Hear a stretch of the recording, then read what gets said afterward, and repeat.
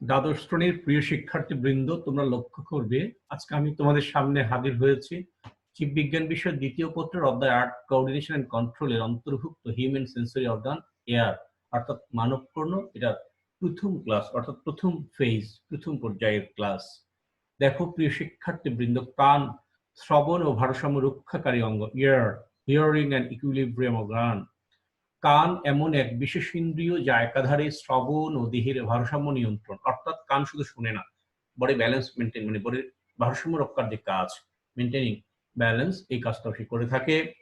মানুষের মাথার দুপাশে ও চোখের পিছনে করটির শ্রুতি কোটরে দুটি কান অবস্থান করে। মনে রাখবে, করটির শ্রুতি কোটরে। মানুষের প্রতিটি কান তিনটি অংশে বিভক্ত, যথা বহিকর্ণ, মধ্যকর্ণ ও অন্তকর্ণ।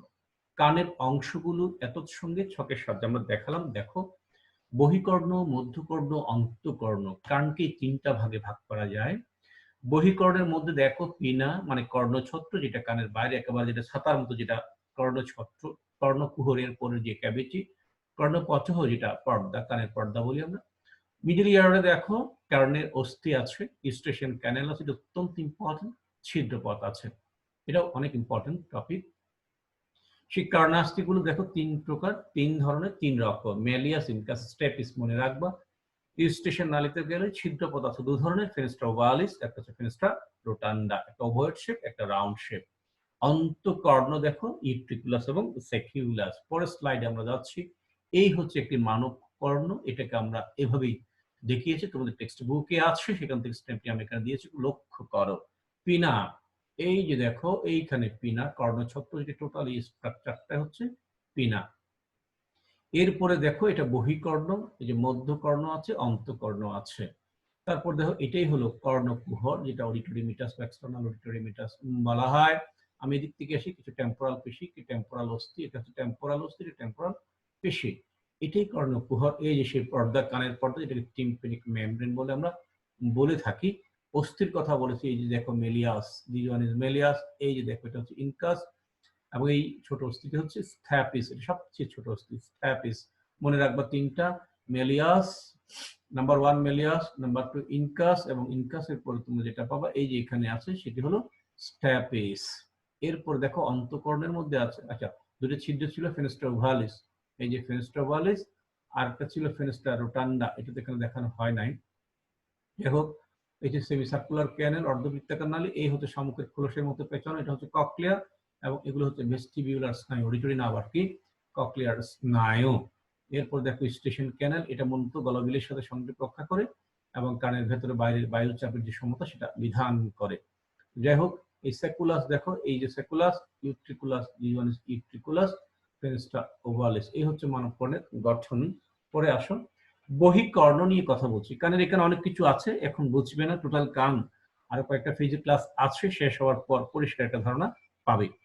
বহিকর্ণে দেখো এক্সটার্নাল ইয়ার, বাইরের দিক থেকে এটি কানের প্রথম ভাগ এবং নিম্নোক্ত তিনটি অংশে বিভক্ত বা অংশ নিয়ে গঠিত। এটা অংশে নিয়ে হবে না, অংশ নিয়ে গঠিত।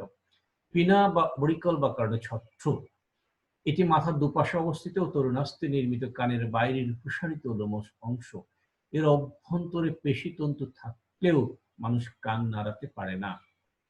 যাই হোক, হয়তো ব্যতিক্রম তোমরা কোথাও কোথাও দেখেছো, কেউ কেউ কান নাড়াতে পারে। গরু যেমন কান নাড়াতে পারে, মানুষ ঠিক সেভাবে পারে না, হয়তো কোন মানুষ চেষ্টা করে থাকতে পারে। এর অভ্যন্তরে পেশিতন্তু থাকলেও মানুষ কান নাড়াতে পারে না। কোন শব্দ ভালোভাবে শোনার জন্য যেদিক থেকে শব্দ আসে সেদিকে মাথা সহ কানের ছিদ্রকে ঘোরাতে হয়। শব্দ তরঙ্গ সংগ্রহ ও কেন্দ্রীভূত করে বহি অডিটরি মিটাস বা কর্ণকুহরে প্রেরণ করা হচ্ছে পিনার কাজ। বহি অডিটরি মিটাস বা কর্ণকুহর দেখো পিনার কেন্দ্রে কানের বহিঃছিদ্র থেকে যে সরু নালীপথ কানের টিম্প্যানিক পর্দা পর্যন্ত বিস্তৃত, তার নাম বহি অডিটরি মিটাস। এর বাইরের 1/3 তরুণাস্থি দিয়ে এবং ভিতরে 2/3 অস্থিতে গঠিত। এটি মোম গ্রন্থি ও সূক্ষ্ম রোমযুক্ত ত্বকে আবৃত, সেখানে মোম আছে, ওয়াক্স গ্ল্যান্ড এবং পশম তো আছেই। এর মাধ্যমে শব্দ তরঙ্গ লম্বভাবে টিম্প্যানিক পর্দায় পৌঁছে।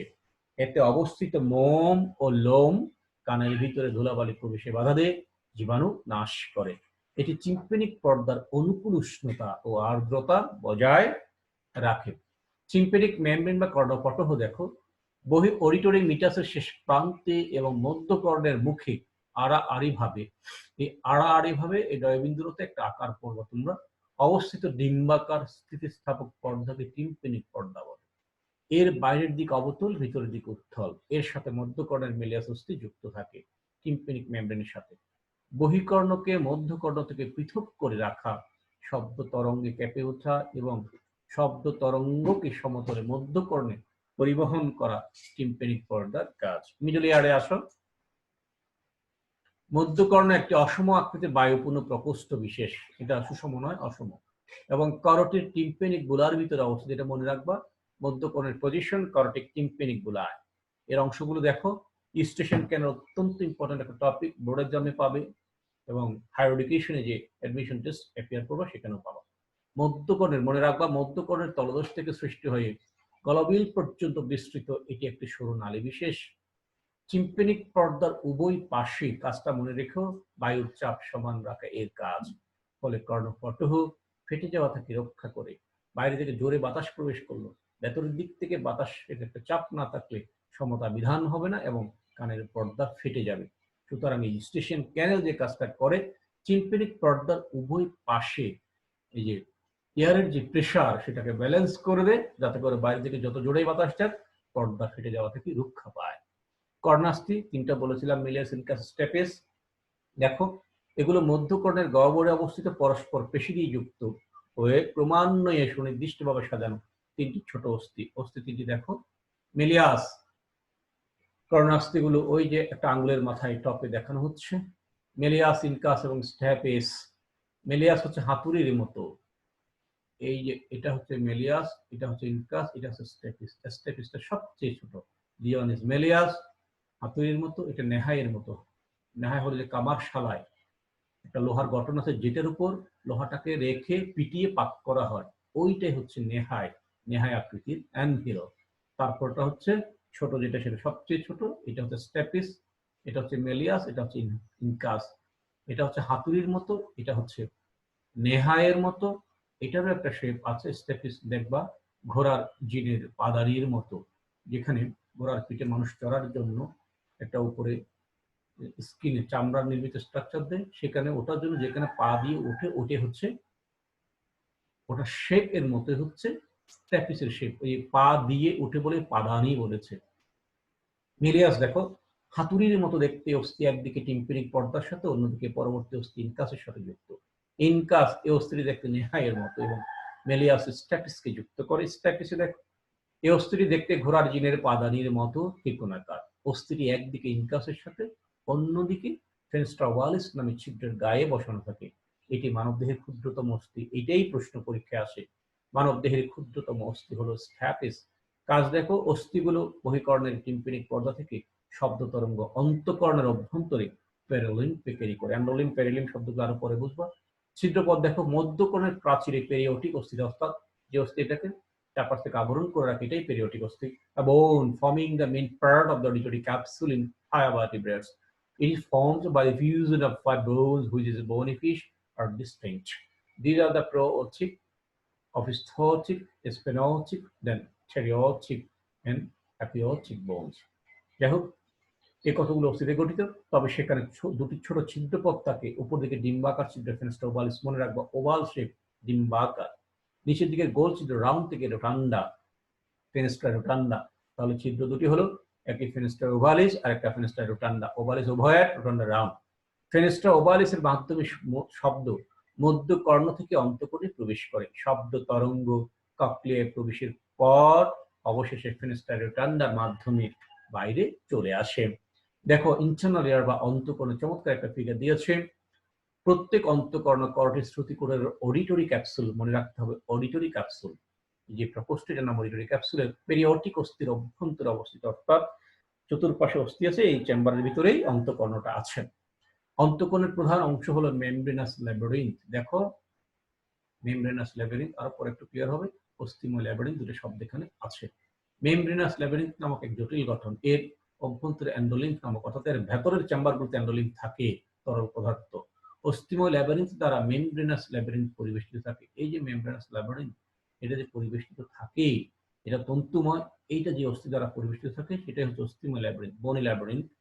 দুই ল্যাবরিন্থের মধ্যবর্তী স্থানে যে তরল, অর্থাৎ একটা প্রথমে অস্থিময় স্ট্রাকচার যেটা ডায়াসের মতো, যেটা খাপের মতো, খোপের মতো, এই বনি স্ট্রাকচারটা হচ্ছে অস্থিময় ল্যাবরিন্থ। তার ভিতরে তন্তুময় যে ল্যাবরিন্থ সেটার নাম হচ্ছে মেমব্রেনাস ল্যাবরিন্থ। দুই ল্যাবরিন্থের মাঝখানে যে গ্যাপ, সেখানে যে তরল সেটাকে পেরিলিম্ফ। আবার মেমব্রেনাস ল্যাবরিন্থের ভিতরে যে তরল তার নাম এন্ডোলিম্ফ। মেমব্রেনাস ল্যাবরিন্থ ভারসাম্য রক্ষা করে, শ্রবণের অঙ্গ নিয়েও গঠিত, ভারসাম্য এবং শ্রবণের অঙ্গ নিয়ে গঠিত। এই গঠনগুলো আলাদাভাবে আবারও পড়াবো, সেখানে ক্লিয়ার হবে। দেখো, টোটাল স্ট্রাকচারটা হচ্ছে অন্তঃকর্ণ। অন্তঃকর্ণের গঠন আমরা পড়েছিলাম ইউট্রিকুলাস সেকুলাস, এবং সেই গঠনগুলো আমি দেখিয়েছি। এখান থেকে খেয়াল করো, যে সামনের অর্ধবৃত্তাকার নালী, এর ভেতরে আছে পেরিলিম্ফ, পেরিলিম্ফটা বাইরের দিকে, অ্যান্ডোলিম্ফটা ভেতরের দিকে। এই চারপাশে পেরিলিম্ফ, ভেতরে অ্যান্ডোলিম্ফ, পার্শ্বীয় অর্ধবৃত্তাকার নালী এবং পশ্চাৎ যে অর্ধবৃত্তাকার নালী। এই তিনটি সেমি সার্কুলার ক্যানেল, একটা এখান থেকে শুরু করে এই যে এখানে হয়ে এখানে শেষ হয়েছে, আরেকটা এখান থেকে শুরু হয়ে এই যে এখানে শেষ হয়েছে, আরেকটা দেখো এখান থেকে শুরু হয়ে এইখানে শেষ হয়েছে। তিনটি অর্ধবৃত্তাকার নালী। এই এই টোটাল স্ট্রাকচারটা বাইরের দিক থেকে একটা অস্থিময় ল্যাবিরিন্থে আবৃত। সেই অস্থিময় ল্যাবিরিন্থ এবং এই যেটা মাঝখানে তরলটা পেরিলিম্ফ, আবার এর ভেতরটা অ্যান্ডোলিম্ফ। দেখো, ফেনেস্ট্রা ওভালিস নামক এই ছিদ্রপথ, ফেনেস্ট্রা রোটান্ডা নামক ছিদ্রপথ, এটা হচ্ছে ককলিয়ার নালী। দেখো, অন্তঃকর্ণ দেখিয়েছে, এই যেটা হলো ককলিয়ার সংকেত পেছানোর মতো, এটা হচ্ছে ভেস্টিবিউল, আর এই ছোট ছোট স্ট্রাকচার গুলো হচ্ছে অ্যাম্পিউলা। আসো, ভারসাম্য অঙ্গ দেখো, মানুষের ভারসাম্য অঙ্গকে ভেস্টিবিউলার অ্যাপারেটাস বলে। এটি ইউট্রিকুলাস ও সেকুলাস নামক দুটি ছোট গহ্বর এবং তিনটি অর্ধবৃত্তাকার নালী সমন্বয়ে গঠিত। ইউট্রিকুলাস ও সেকুলাস অ্যান্ডোলিম্ফ তরলে পূর্ণ এবং গহ্বরের ভিতরে মেকুলা নামক অঙ্গ বিদ্যমান। এগুলো ইউট্রিকুলাসের মেঝেতে আনুভূমিকভাবে এবং সেকুলাস প্রাচীরের গাত্রে লম্বভাবে অবস্থান করে। মেকুলায় সংবেদী রোমকোষ থাকে এবং এসব কোষের রোমগুলো অটলিক ক্যালসিয়াম কার্বনেট কণিকা সমৃদ্ধ অটলিক মেমব্রেনে দৃঢ়ভাবে গেঁথে থাকে। অর্ধবৃত্তাকার নালীগুলো ইউট্রিকুলাস থেকে বিকশিত হয়ে আবার ইউট্রিকুলাসে উন্মুক্ত হয়। দুটি নালী উলম্বভাবে, একটি অনুভূমিকভাবে অবস্থান করে। নালীগুলো এমনভাবে অবস্থান করে এরা একে অপরের সাথে সমকোণে থাকে এবং একটি নালী ঘূর্ণনের এক একটি অক্ষ নির্দেশ করে। নালীগুলো অ্যান্ডোলিম্ফ পূর্ণ এবং প্রতিটির একটি প্রান্ত স্ফীত হয়ে অ্যাম্পুলায় পরিণত হয়েছে। অ্যাম্পুলায় সংবেদী রোমকোষ বিদ্যমান। রোমকোষগুলো কুপুলা নামক জিলেটিন পর্দায় গভীরভাবে পতিত এবং এর রোমগুলো অ্যান্ডোলিম্ফে প্রক্ষিপ্ত অবস্থায় থাকে। কাজ দেখো, ইউট্রিকুলাস, সেকুলাস ও অর্ধবৃত্তাকার নালিকাগুলো সম্মিলিতভাবে দেহের ভারসাম্য বজায় রাখে। শ্রবণ অঙ্গে দেখো, মানুষের শ্রবণের সাথে সংশ্লিষ্ট অঙ্গকে ককলিয়া বলে। পরীক্ষায় প্রশ্ন হবে, ককলিয়া কি? স্যাকুলাসের অঙ্কুদেশ থেকে বের হওয়া এই অঙ্গটি শামুকের খোলকের মতো পেঁচানো। ককলিয়া দুটি পর্দা দিয়ে তিনটি সমান্তরাল অনুদৈর্ঘ্য প্রকোষ্ঠে বিভক্ত। উপরে পেরিলিম্ফে পূর্ণ স্কেলা ভেস্টিবিউলি, মাঝে অ্যান্ডোলিম্ফে পূর্ণ স্কেলা মিডিয়া এবং নিচে পেরিলিম্ফে পূর্ণ স্কেলা টিম্পেনি। এগুলো আমরা শ্রবণ কৌশলে ক্লিয়ার করবো, এখানে প্রয়োজন নেই, আমি জাস্ট পড়ে যাচ্ছি। স্কেলা মিডিয়া উপরে রেসনারের ঝিল্লি, পরীক্ষায় প্রশ্ন হয় এমসিকিউতে, নিচে বেসিলারের ঝিল্লিতে আবদ্ধ। বেসিলারের ঝিল্লির উপরের কিছু এপিথেলিয়াল কোষ রূপান্তরিত হয়ে সংবেদী অর্গান অফ কর্টিক গঠন করছে। অত্যন্ত ইম্পর্টেন্ট, অর্গান অফ কর্টিক কি? যে অন্তঃকর্ণের যে শ্রবণ অঙ্গ, সেই শ্রবণ অঙ্গের যে বেসিলারের ঝিল্লি, তার উপরের কিছু এপিথেলিয়াল কোষ রূপান্তরিত হয়ে সংবেদী অর্গান অফ কর্টিক গঠন করে। অর্থাৎ অন্তঃকর্ণের শ্রবণ সংবেদী কোষ হলো অর্গান অফ কর্টিক, এটা মনে রাখো। অন্তঃকর্ণের শ্রবণ সংবেদী কোষ। একেবারে শীর্ষে ককলিয়ার ঊর্ধ্ব নিম্ন প্রকোষ্ঠ একটি সরু নলাকার অংশের সাহায্যে পরস্পর যুক্ত, এর নাম হচ্ছে হেলিকোট্রিমা। কাজ দেখো, ককলিয়া শ্রবণ উদ্দীপনা গ্রহণ এবং তা স্নায়ুর মাধ্যমে মস্তিষ্কে প্রেরণ করে। এখানে শেষ করলাম, একটু ভালোভাবে করবে। চোখ এবং কান, এর দুটো থেকে একটি প্রশ্ন আশা করি পাবা। ওইদিকে কর্টিক স্নায়ু, এই টপিকটা, এই চ্যাপ্টারটা কোঅর্ডিনেশন এন্ড সিক্রেশন অত্যন্ত ইম্পর্টেন্ট। পরীক্ষায় ফাইনাল পরীক্ষা একটি প্রশ্ন পাবে, হয় কর্টিক স্নায়ু, নয় চোখ, নয় কান, ইভেন অন্তঃক্ষরা গ্রন্থি থেকেও আসে। অর্থাৎ এই চ্যাপ্টারটা বাদ দেওয়ার কোনো সুযোগ নেই। কেউ যদি মিস করো, বাদ দাও, না শিখো, তাহলে ফাইনালে গিয়ে বেশ ভালোভাবে বিপদে পড়বা। যাক, বিপদ আমরা পড়তে চাই না, বিপদ আপদ মুক্ত থাকতে চাই, লেখাপড়ার সঙ্গে থাকতে চাই। বই হোক নিত্য সঙ্গী, বই হবে আমাদের বন্ধু, বই হবে আমাদের বান্ধবী। যাই হোক, প্রিয় শিক্ষার্থীবৃন্দ, আজকে আর নয়। Best of luck, thank you very much.